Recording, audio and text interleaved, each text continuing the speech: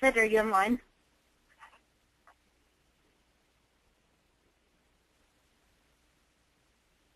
Hello, everybody. I just realized my phone was on mute. Okay? Okay. So let's get started here.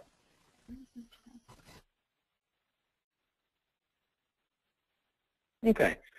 So good afternoon, everyone. This is Fred from the National Employment Council. I hope you're all well, healthy, ready to go. And so before we get started, I'd like to share the training learning objective. So our objective from day one, which is today, is basics of NEC volunteering. Number two, it is to identify roles. And number three, to leave this meeting with an idea about those roles. So that's what we're going to accomplish today. Then on day two, we've scheduled that for this Saturday. And if you can't make it this Saturday, then let me know. We'll send you a video of it. But it's best if you attend. On day two, we're going to do role-playing exercises and assignment preparation.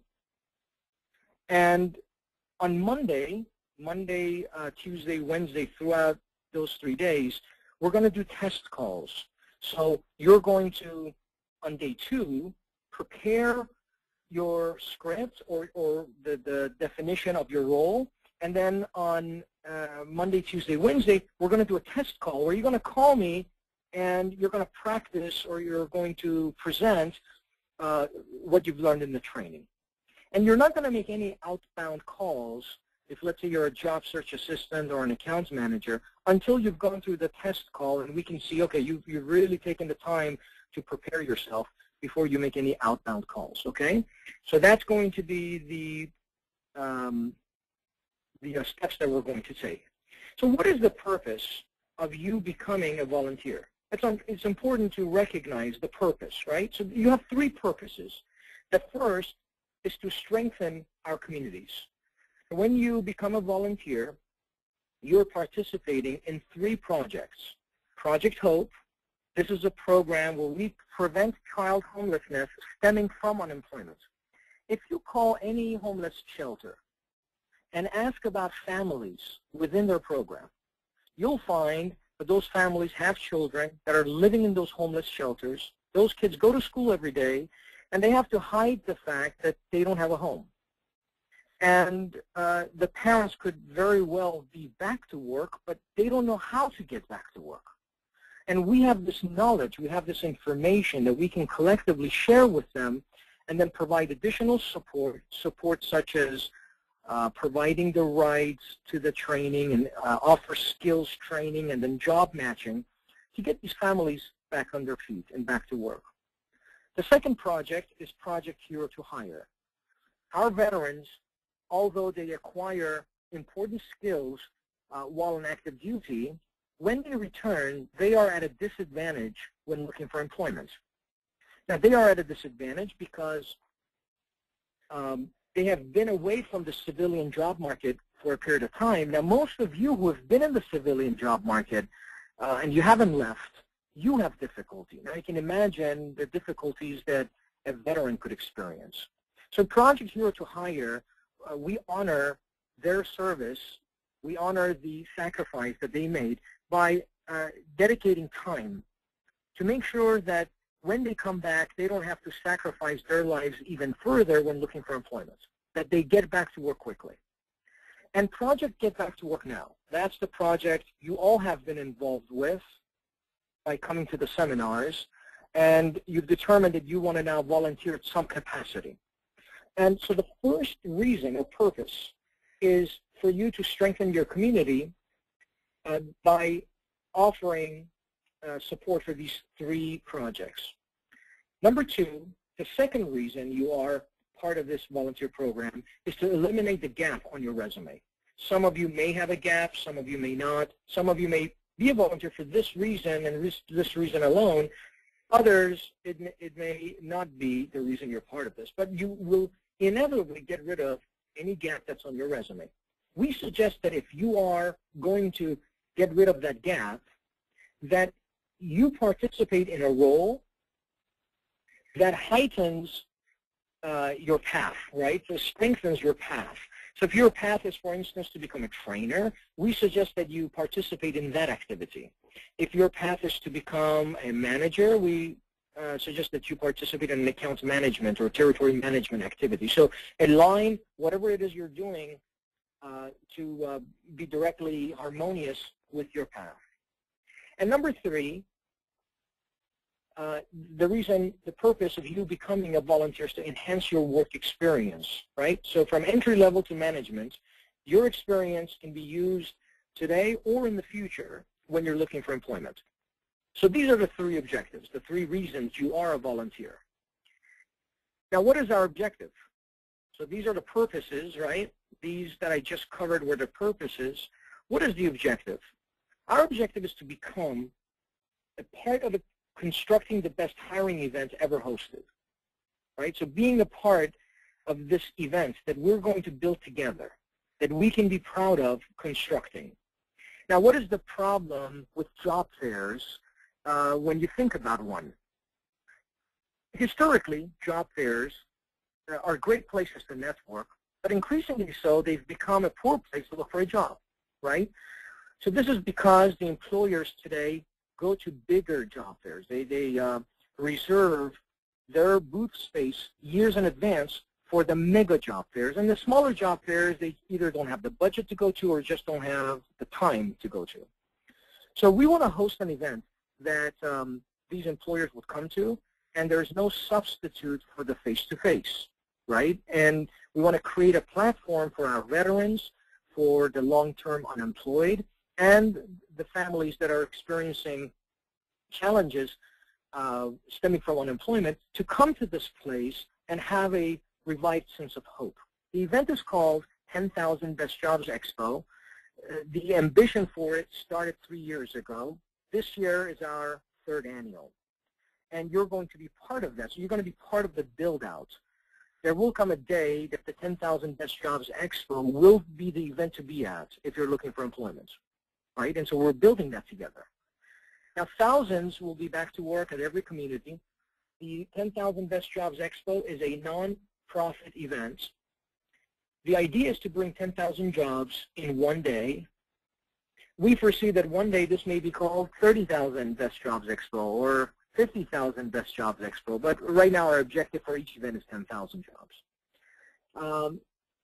Also, the idea is that 6 weeks, for a period of 6 weeks, we match applicants leading up to the event to the jobs that will be hosted at that event, so that when you show up to the event, you can go directly to the booths that hold jobs matching your background. This way, you're not wandering around for 3 hours, going from one booth to the next, not knowing what they're offering. Candidates matched with employers prior to the events, right? So, and then employers are approached by candidates matching qualifications they need. And then we are going to follow up with the applicants after the event. So we have these 6-week sessions, and if an applicant, the candidate comes to a 10,000 Best Jobs Expo and they don't find employment, they can come to the 6-week sessions and we'll continue working on their resume and working on their status to make sure they get matched with employment. So our objective from becoming a part of this program is to make sure the 10,000 Best Jobs Expo is successful as a team.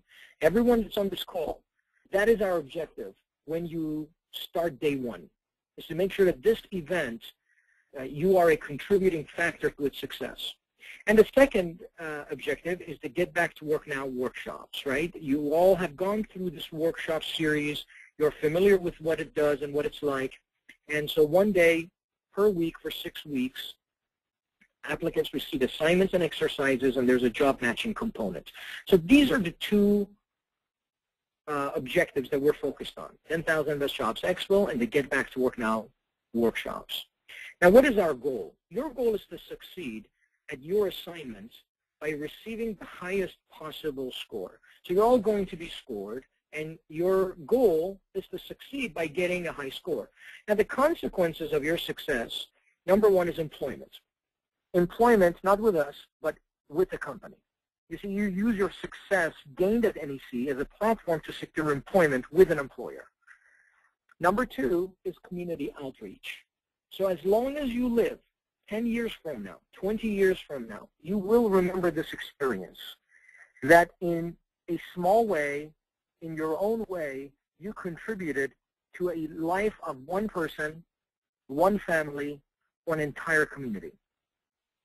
And your success translates directly to the success of projects that help change lives within our communities. Now, the other goal, outside of consequences of your success, is that you advance with NEC, and that may lead to a position with NEC. I encourage everyone on this call not to focus on a position with NEC, because you are volunteering. You are not doing this to segue into a position with NEC. But I got to tell you that since all of these positions that you see on our website are currently open, if you are someone who's as ambitious as you believe you are, if you're someone who has strong work ethics, you are dedicated to your passions, and you excel in your role, we are highly eager to speak with you, to align you with a position with NEC. But I don't want anyone to be disappointed as a volunteer to somehow think that that's why you're volunteering. Okay, so I kind of make that notation there for that reason. So advance with NEC, number one, assignments. So open positions with NEC, I just showed you those positions, are positions that we are eagerly looking to fill. Every week, you receive specific assignments as a volunteer. Each position receives an assignment unique to the position. For instance, a job search assistant's assignment may be to invite resources to become ticket sponsors, and account manager's assignments may be to invite employers to offer their jobs at the next 10,000 Best Jobs Expo. So as you look at these roles, each position will have its own specific assignment. All assignments are received Fridays by 9 a.m. Your assignments are due by Thursday at 5 p.m. So you receive it Friday morning, you turn it back in Thursday at 5 p.m. Your work is complete, should put a D here, is completed from home. You choose the hours to work and complete your assignments, so you decide when to do this, right? Your assignments are scored weekly, and your success is assessed through your score. Now, here are some of the things to keep in mind that's important to your success. Follow up with your contacts consistently. So when you get your list, and everyone gets assignments that consists of lists, with the exception of trainers and data entry folks, right? So when you get your lists and you have contacts on your lists, you want to follow up with those contacts consistently. So if someone says, oh yeah, we're interested, send me the information. Your communication manager will be sending that information to them. And you want to call them a few days later and make sure that they receive the information, that they've completed the documentation, right? So you follow up with your contacts consistently. Be attentive and stay connected with your mentor. I am your mentor, so stay connected with me. Communication is important. If you and I can't speak about your involvement, then it will be difficult for us to assess, outside of just your scoring, assess your participation or its value to the organization, right? So stay in touch. Respond to an email or text within 24 hours. So that's what staying in touch means. If you receive an email from us or you receive a text from us, respond back no later than 24 hours. My thinking has always been that if someone wants to speak with you and you respond back within a timely fashion, and if you've ever texted me, you know I follow that same policy, that if you text me, it doesn't take more than perhaps an hour before I text back to you. And if I didn't text back to you, I didn't see it, right? And so that's because I have respect for your concern that I get back to you right away because I know you want to speak with me, right? Otherwise, you wouldn't text me. And sometimes even if it's, let's say you receive a text or an email, let's say, I'm busy or I'll get back to you, that's sufficient, right? So, and then you want to get back, obviously. So communication is really important when you're a volunteer during the first 30 days. Be mindful of your score and be professional and always on time. And always on time means if you're invited to an event and you're going to be participating in that event because you're helping that you're going to be helping out with that event, then always be on time. There's nothing worse if you're a volunteer with NEC or you're working with NEC and we have an event and you're not there on time, right? I mean, that's really important. So those are the success essentials, but those are all things that are important in every area of life, not just with NEC, right? Okay, so let's talk about the advancement process. So we talked about you have an opportunity to advance, right? Let's talk about what that means. So this process consists of steps that volunteers take to advance when participating in the Volunteer to Hire program. It consists of 3 stages, stage 30, 60, 90, right? So you start with stage 30. So we covered this during the orientation. If you recall, we talked about the reason we're hosting the orientation. Some of you attended the orientation in Orange County. Some of you attended the orientation in Duarte. The purpose of it was to help you make an informed decision, because once you make a decision, then you're going to participate for 30 days is our understanding, right? Because you're saying, I understand, I want to do this, and so therefore you want to commit to it for 30 days. And although you do the work from home and you choose the hours every week, you're still committed to your assignments for a period of 4 weeks. Now, during this period, which is called stage 30, the volunteer is assessed weekly for this period, and the weekly occurs on a, the assessment occurs on a week-to-week basis, starting with week 1. So week 1 is training and the feel-out stage of the participation. Although you are scored, the score has little impact on your participation during this week. Week 2 is the assessment and scoring. So during week 2, you get scored again, just like you did in week 1, but this time you're being assessed. So by week 2, you should have already gotten a handle on your script, and you've already gotten a handle on your assignment, and by that week, you are getting better at your responsibilities. So those with a score lower than the threshold will receive a training call by the territory manager, which for now will be your mentor, right? And so the job search assistant's minimum threshold is 150, and the account manager's minimum threshold is 100. Now, week 3 is focus week. This is the week to focus on implementing skills the volunteers develop to achieve or surpass the score threshold. So by week 3, you want to now really focus on getting past that threshold. And week 4 is the final scoring to close stage 30. Advancement to stage 60 occurs when you meet the minimum score threshold. As for a job search assistant, it's 150. For an account manager, it's 100. And what if you applied for a trainer position? Well, your benchmark for training is different. So you and I will be talking if you're committed to just training, and that's all you want to do, your assessment will be different. As a data entry, your scoring will be different too. It will be dependent upon how many leads you will, at the end of the week, provide, and we'll talk about that on Saturday when we get to your training, when we get to your actual hands-on training. And then if you applied, let's say, for marketing management or territory management, then you want to talk to me about that. Give me a call so that you and I can have a conversation about your objectives. And I say this because, especially if you've applied for territory management. Now, marketing manager and fundraising executive, if you're committed to just those 2 roles, you and I have to speak about your goals. But as a territory manager, let's say if you've applied just for that position, you should start as a job search assistant or an account manager. This is because unless you understand these 2 roles very well, it will be very difficult for you to be effective as a territory manager.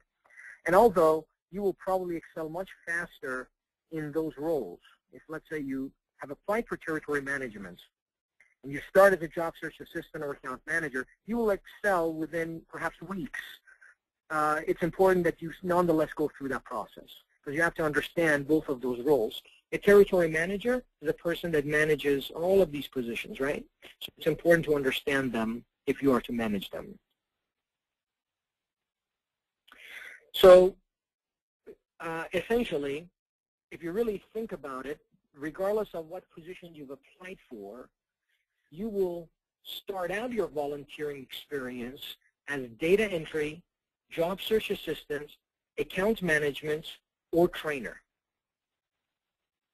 You won't start as a career coach because, and although if you've applied for that, you can advance to that position, but you'll have to first understand the job search assistance or the trainer position. Same thing with territory management. You'll have to first understand job search assistance and account management. Now, if you apply for marketing management and fundraising executive, you don't have to go through the path I just showed you. Give me a call so that I can get you situated, right? So, but if you haven't applied for marketing or fundraising executive, then you will really start either as data entry, job search assistant, account management, or trainer, and then we move you accordingly towards the path you chose. You can still put territory manager on your resume because we're moving you towards that path. And trainer, you can put trainer obviously on your resume. Marketing manager, you can put marketing manager on your resume. But we'll have to have a, like I said, conversation about marketing management and fundraising executive before you do that. Okay? Stage 60 and stage 90, I will not discuss in today's training. Okay? Those occur after you have completed stage 30. Now, within 90 days, this is the period where we really take a close look at the potential of you working with us on our team, right? Stage 90. So, you know, obviously you have to get through stage 60, which is a intermediate stage. It's a leadership stage. And you acquire qualities that are tied into leadership within NEC. And we'll talk more about that as you progress. Okay? Now let's talk about your weekly activities. The purpose of this is so that you can get a sense and understanding as to what your weeks will look like. Every week, you will receive new tasks to complete. They are referred to as your weekly activities. Now, during stage 30, you get your week 1 activities. And this week follows the training and begins with the assignment of a list. Essentially, all of your weeks look the same during stage 30. So although this says week 1, week 2, 3, and 4 look the same. Okay? And week 1 is primarily focused on training and support. Each volunteer has an opportunity to demonstrate his or her abilities during this week. Now, here's what your week's going to look like. First, you're going to get the list. You receive a list every Friday morning by 9 a.m. forwarded to you by the communication officer. We already talked about that, right? The list is in an Excel format. The list contains contact information for a specific group to contact. This applies to the job search assistant and the accounts manager. Those who are in data entry, you'll get a list where you can fill in with data, and you'll know exactly where to get that data, and you'll send it back Thursdays at 5 o'clock. And trainers, you will get a script that you will prepare for the next training. And so I strongly suggest if you are going to be a trainer, that you still do the job search assistant or accounts management because it makes you more versatile, right? If you know training, you know job search assistance. Let me show you here. If you know training and job search assistance, you can move into becoming a career coach. If you know accounts management and job search assistance, you can move into becoming a territory manager. And so it adds more to your possibilities. And also your experience becomes richer when you move into a different position with a different company in the future. So the list contains contact information for a specific group to contact. For instance, job search assistance list consists of employer or employment resources. And an employment resource is, for instance, the veterans offices or the employment development departments or the Goodwill of Southern California. Those are employment resources. And a job search assistant contacts those resources. They're much easier calls than calling employers, although the employer call is easy too. But when you call a resource, they're happy to hear from you. You're giving them free tickets. It's more like a customer service call. Account manager's list consists of employers And the territory manager's list consists of cities and the Chamber of Commerce locations. So a territory manager is someone who would call the Chamber of Commerce, get them involved with our events, call the cities, and get a location for our Get Back to Work Now projects, right? We just got a call from City of Orange. They want us to go there and do the 6-week program there, and that's what a territory manager does, is organize these type of things. So you get the list. Once you get the list, depending on whether you're a job search assistant, account manager, data entry, now with data entry you don't have to make calls, territory manager, you have a specific assignment to complete, okay? Usually you have about 20 names on your list. Now your next step is to exhaust the list. Exhaust your list. What that means is that you either get a definite interested or a definite not interested. If you don't get an interested or a not interested, your list is not, that name is not exhausted. So let's say I call Veterans of Southern California, Veterans Affairs Office of Southern California, and I tell them about free tickets to the 10,000 Best Jobs Expo. They say, great, we're interested. Or they say, don't ever call me again, we're not interested, okay? If I get to that point, I've exhausted that contact. But if I don't get a hold of someone, or let's say I get a hold of someone and they say, let me transfer you to someone else, and they transfer you to someone else and you leave a message, I still don't have an interested or not interested. So part of your job is investigative work sometimes. Sometimes you have to find who the right person is. You may not have the right person on your list because that person may have moved on. That company may have closed their doors, right? And so that doesn't happen very frequently, but it does happen. So once you get your list, it's time to exhaust it. Now you process each call after you complete that call. So I call, let's say, Veterans Affairs Offices of Southern California. I get an interested, and I got to process that call. To process that call, I make detailed notes on my Excel. Let me show you an example of what this Excel looks like. Okay, let me pull it up here for you because maybe visually it helps you. Okay, so this is an example of a list. Okay, this is an example, and has more than 20, but normally you'll have only about 20. Okay, so this is just a sample list.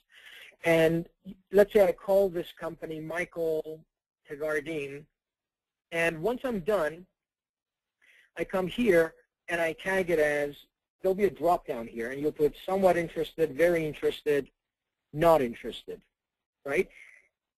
If you don't tag it, it's just going to be by default not exhausted. And to process this call, you make notes, okay? So you make notes, and that's all you do. You just make notes, move on to the next one. So veterans and post members, please send 10K info to this email address. Whatever the outcome of the call was, you put that in the notes section. Any request by the client is made directly in the notes. A client consists of a job seeker, employer, or resource representative. A resource is any entity that provides a benefit to our mission. An example of a resource representative could be an employment service organization, church, city, nonprofit.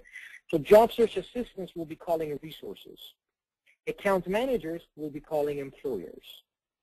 Okay, so that's the difference. Any changed email or phone numbers is notated directly in the notes, just like I showed you right now. We're going to cover this again in your next training. Right now, I just want you to get a holistic, a broad view of what we do. Okay? Now, you want to tag as interested or not interested, or attach a follow-up reminder. So let's say you call someone and they say, hey, you know, I'm really busy right now. I can't speak with you right now. Can you call me back tomorrow? You want to attach a follow-up to that person. Now, how you choose to attach a follow-up reminder is up to you. For instance, you may follow up using your Outlook. You may attach a follow-up using your phone. You may have an appointment book. How you attach a follow-up is up to you. We have a talent management software that does follow-up, but you're not going to have access to that talent management software, so you'll have to create your own follow-up. And we already established follow-up is extremely important, right? Hey, look, follow-up is extremely important. It read my mind. So 25 points are awarded for a positive outcome. A positive outcome means that you notate a contact that you called. They were interested. We send them an email. They register for free tickets. That's a positive outcome. You get 25 points for that. You get 5 points for interested, and you get 1 point for exhausted. So even if it's a not interested, you get 1 point. Okay? So if I'm looking at this list, anytime we see a very interested or somewhat interested, that's 5 points. Anytime you get a very interested or somewhat interested, register for the events or register for free tickets, you get 25 points. Okay? Remember, your threshold is 150 for the whole month. So it's really easy to get 150. As long as you're making your calls, you should get close to 300, 400 points, right? But your minimum is 150.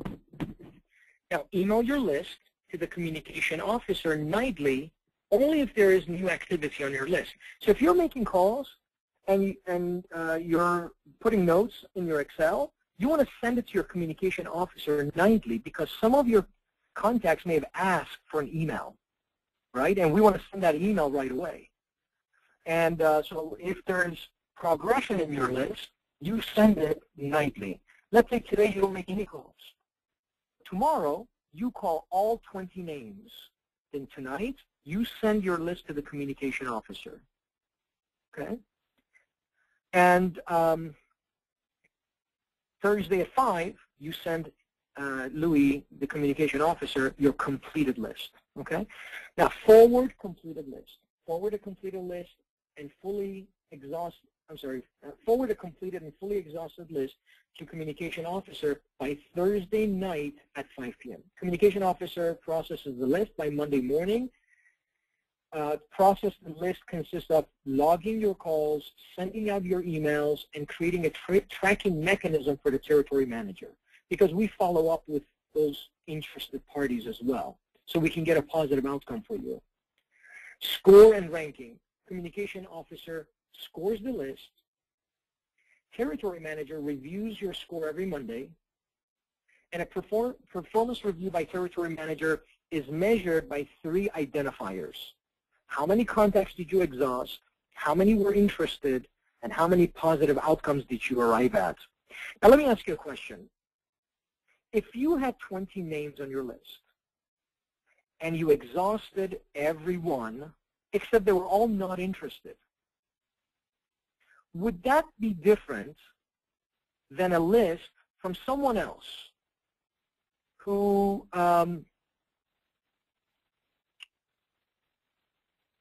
well, let me restate that example. Okay, okay, let me restate it differently. Let's say you have someone whose list has 20 names. So imagine this person's name is Joe. He's got 20 names on his list, and he's exhausted the whole list, except every name on his list is not interested. So he's got 20 people that are not interested in free tickets to the 10,000 Best Jobs Expo. Is that different than your list, which has 20 names on it too, but you have 10 that are interested, and 5 of them already have positive outcomes? Would there be a distinction between these 2 individuals, these 2 volunteers? Well, the first question that comes to mind is that this guy, Joe, how did he manage to get 20 names not interested in free tickets to the 10,000 Best Jobs Expo, 20 organizations who have job seekers who are out of jobs? We're giving them free tickets, and all 20 are not interested. You know, it raises some questions, right? But on the other hand, if you have somebody, like I said, if you have someone like you, and have half of your names are already interested, and you're getting positive outcomes, then you can see there's some forward momentum. You're doing things right. Follow-up. Territory manager follows up on all pending agreements. Pending agreement is any contact who asks for an agreement to the events, right? So employers will ask for the agreements because they want to exhibit. Partners, resources, ask for an agreement. because they want to have free tickets.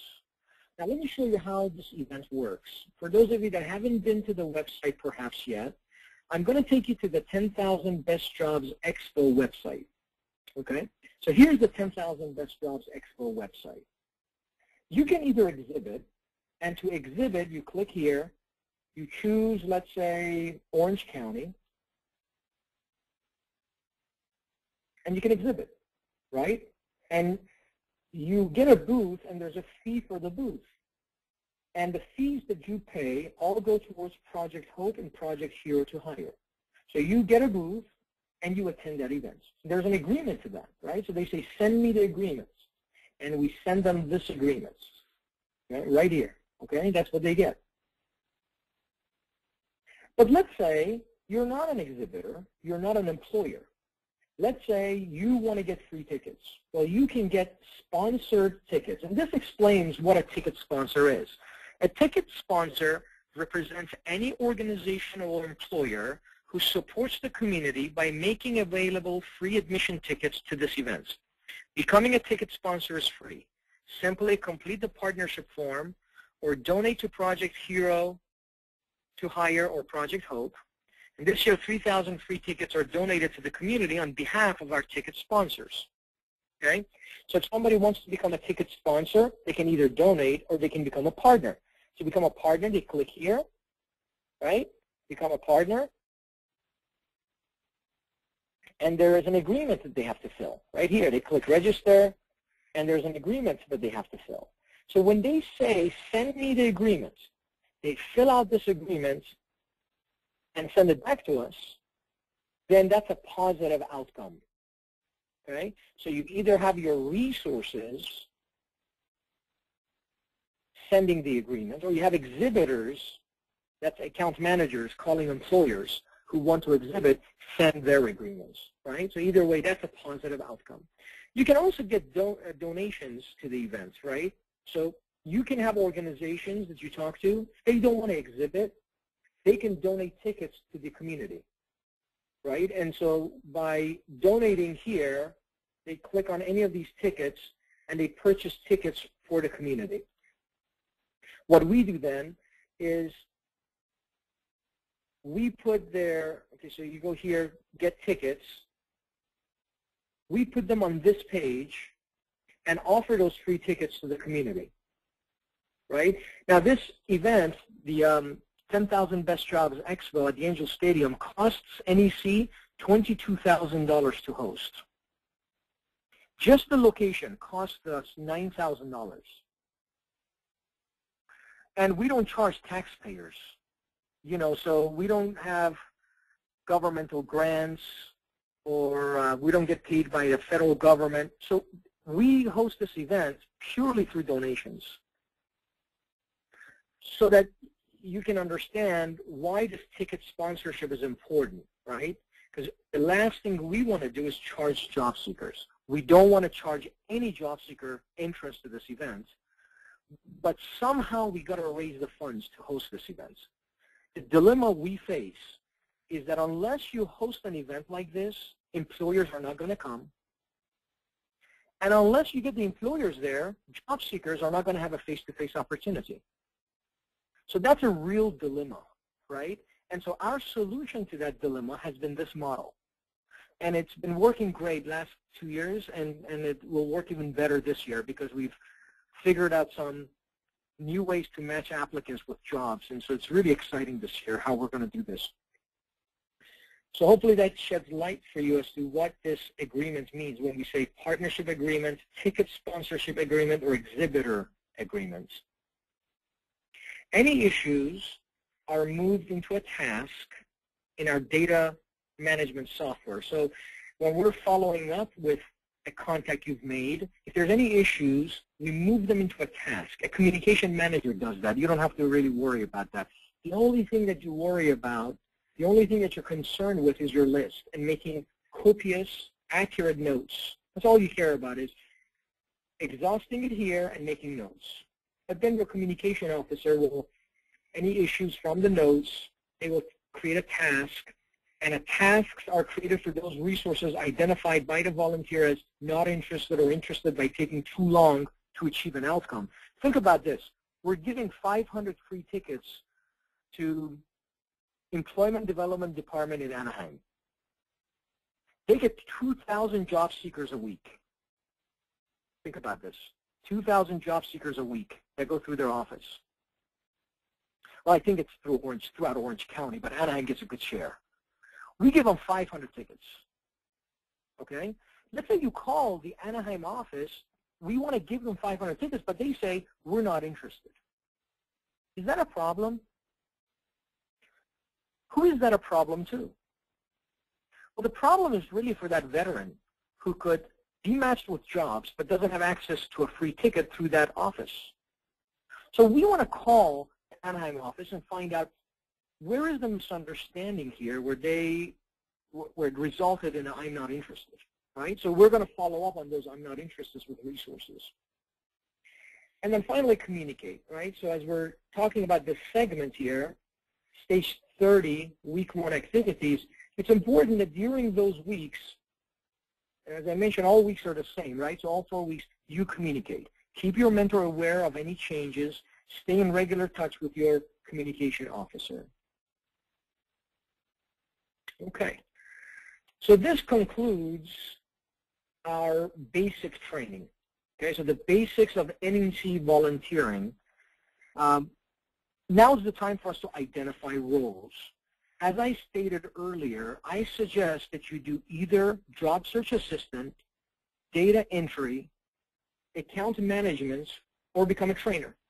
We are going to need someone fully trained by the 10,000 Best Jobs Expo, and I'd rather have it be one of you all. If you want to do training, I'll be happy to train you so that on that day you can start doing some training.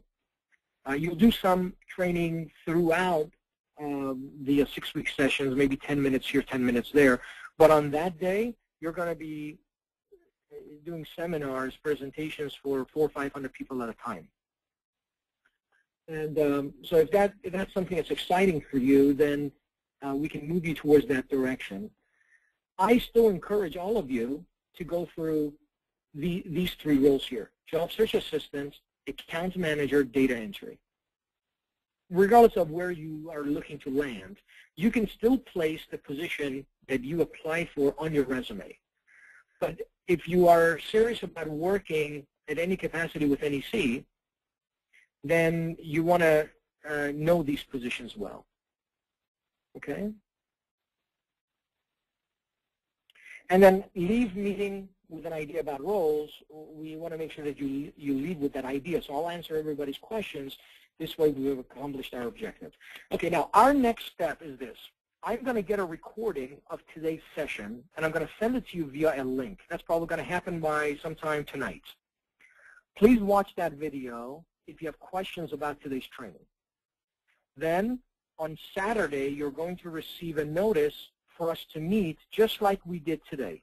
By now, you should be a master at logging into GoToMeeting, right?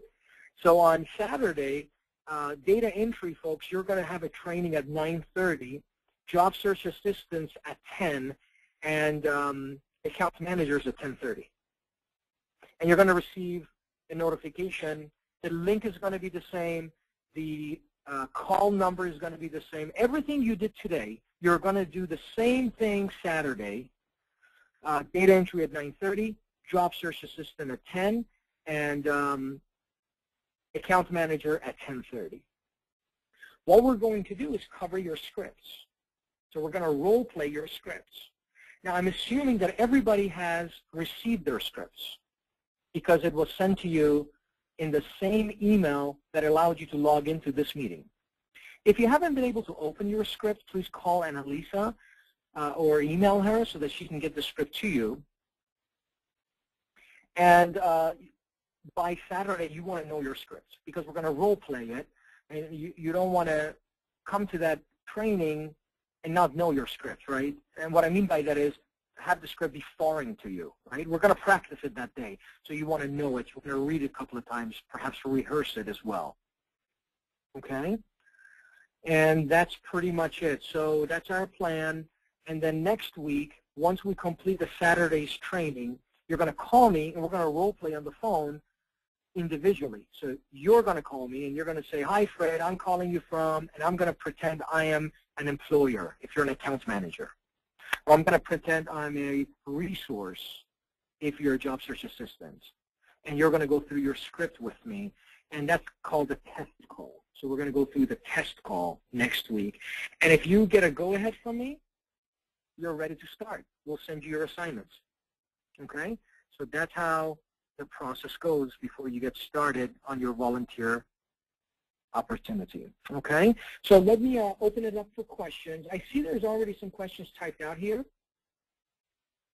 So let me go and answer them in the order that they came in. Okay, so can a volunteer obtain more than 20 tasks?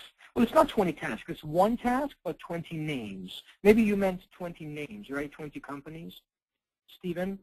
So can a volunteer obtain more than 20 names if they have exhausted their obligation during the allocated time period? Yes, and I'll show you how it works. You see, on this list right here, Stephen, you have week 1, week 2, week 3, week 4. So once your week 1 is completed, let's say you complete it in one day, we'll send you week 2.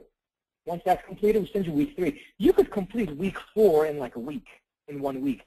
And if you're having a lot of success, and I'm telling you, we're going to be so excited for you, because, and for NEC, because we found a gem, right? And we're going to do everything within our power to make sure you succeed.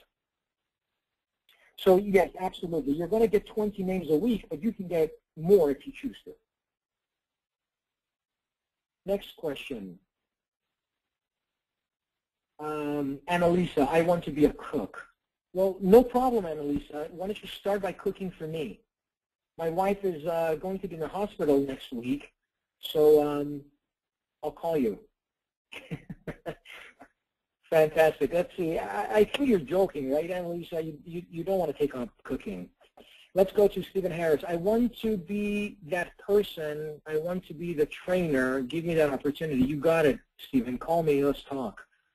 Let's see. Minu. Questions from Minu. Ask it away, Minu. Let's go to Teresa. Just to confirm, no script for data entry. Yes, that's correct. If you're doing data entry, there's no scripts. You're going to get an Excel. You're going to have your instructions where to log into to get the data. You're going to put data into the Excel and send it to your communication officer Tuesday at 5. You're going to know exactly what to do on Saturday, okay? On Saturday, you're going to know exactly what to do. Today, you just got the basics of what volunteering is all about, and then on Saturday, you'll learn about the specifics of what you will do. Let's go to Stephen Harris. Fred, I have obligations on Saturday. I've not received. Okay, let's see. Can do this. Give me. Not a problem. Got it. Okay. Let's go to Mino, interest in training. Okay, not a problem. Those of you that are interested in training, then let me know, and I will put you on that list and get you started. Let's see, Maria Sabato. Will there be another script training class if we can't attend this Saturday? If you can't attend Saturday, I'm going to record the session and send you the recording. I prefer that you all attend Saturday. But if you have something that you've already planned, we understand. So that's not a problem. We'll send you a recording of it. Maria, that wouldn't be a problem. Let's go to Annalisa. All right, so let's go to Fred. Training, not a problem. Let's go to Leslie. I also, okay. Boy, training is hot. And then let's go to Fred S., also fundraising executive, no problem. Okay, well, fantastic. So what I like to do at this point is have you each email me with, or you can text me, either way. What do you see yourself doing? Do you want to become a job search assistant? Do you want to become a accounts manager? And when I say become, I don't mean forever, right? I'm talking about the first week or two. Do you want to take on job search assistance, account management, let me bring up the list in front of us, data entry, or training? Now, those of you that have said you want to do training, you can still do job search assistance or account management and still do training. So indicate that in your email to me. Say, I want to do training, but I'm willing to do job search assistance. I'm willing to do account management. Okay? So when you send me an email, please indicate your focus, what you're looking to accomplish. If you don't want to do anything but training, or you don't want to do anything but fundraising executive, you don't want to do anything but marketing management, please indicate that too. If I don't get an email from you, then it would be hard for me to place you in a role. So please be sure when we hang up this call that you email me with which role you foresee, you envision for yourself. Okay? Well, any other questions that you like to ask? Well, we did good on time. So we have still about 10 minutes. So if you don't have any questions, what do we do, Annalisa? Do we just stay on the call because we have 10 minutes? Or do we adjourn? Let me unmute one by one and talk to each one of you to see, you know what, maybe we just do it this way. Instead of, you can email me too, but since we have 10 minutes time, maybe I can just ask you right now, and if you don't know, tell me I don't know yet, you can email me, okay? But if you do know, I can just kind of ask you right now, since we have 10 minutes time, as to what role you envision for yourself. Let's go to Al Hussein. Al? Can you hear me? Okay. I can't hear you, Al. Al, can you hear me? I'm trying to get this thing going. Wait a minute. Audio. Al, I can hear you. Al? Okay, okay, I'm unmuted now. You can hear me now, Fred? Yeah, I can hear you. Hello? Yeah, I can hear you. Oh, okay, my first choice would be account manager. Okay. Second choice would be trainer, and third would be job search assistant. Manager, trainer, JSA. Thank you for putting that on a priority list. Would you still want me to send you an email, or is this, do I? No, you don't need to send me an email. If you're telling me, you don't need to send me an email, unless you like it. Okay, great. Thank you, Al. Amy, can you hear me? Amy, can you hear me? I think your phone is muted, Amy. Okay, here I am, Fred. Hi, Amy. Did you know which position you wanted to start out with? I'll let you decide. Ultimately, I aspire to be a career coach and potentially a territory manager. I have experience in training, so I feel comfortable starting right out in training if that works fine for you, but I'm also happy to do account manager or job search assistant. Great. Thank you so much, Amy. I will talk to you on Saturday. Let's go to Anne Marie. Anne Marie. Hi, Fred. This is Anne Marie. Right now, I would like to start with data entry. Okay. Probably later on, job search assistant. I would like to focus on data entry first. Great. You got it. Let's go to Annalisa. We know you want to become a cook. Let's go to Colleen Houston. Colleen? Colleen, can you hear us? Hi, can you hear me? Yes. I don't know how to unmute it. Yeah, I can hear you, Colleen. Good. I think I'd like to start with data entry. Ultimately, I might be interested in being a communication officer or even a career coach. Okay. Data entry, got it. Okay, no problem. Let's go to Dale Shepard. By the way, if you have any questions, feel free to ask when I unmute your phone. Dale Shepard? Can you hear us, Dale? I'd like to start off with Deb. Can you hear me? Yeah, yes? I can hear you now. I can hear you now. I'd like to start off with data entry. Data entry. Got it. Thank you, Dale. Let's go to Fred Soul. Fred, I saw your training, so I understand you want to do training. Any of the other roles you want to do? Are you talking to Fred Soul? Yeah, Fred, hi. Hi, Fred. You know what? Trainer, great. I'm very interested in the fundraising exec, and I could see getting into the career coach. But I'd look to you to tell me where you need me in any of those roles that lead to there. Great, no problem. Thank you, Fred. Okay. Let's I sent you a text on it too. Okay, great. Thank you so much. Let's go to Henry Salcido. Henry, can you hear me? I can hear you, Fred. Can you hear me? I can hear you. It sounds Hey, like Fred, put me down as a trainer. Okay. I was going to say it sounded like a Verizon commercial, Henry. Okay, Henry Salcido. And I'm sorry, you said trainer? Yes, correct. Trainer. Got it. Thank you, Henry. Thank you, Let's go Fred. to Jan Rica. I'm sorry, I have a hard time pronouncing your last name.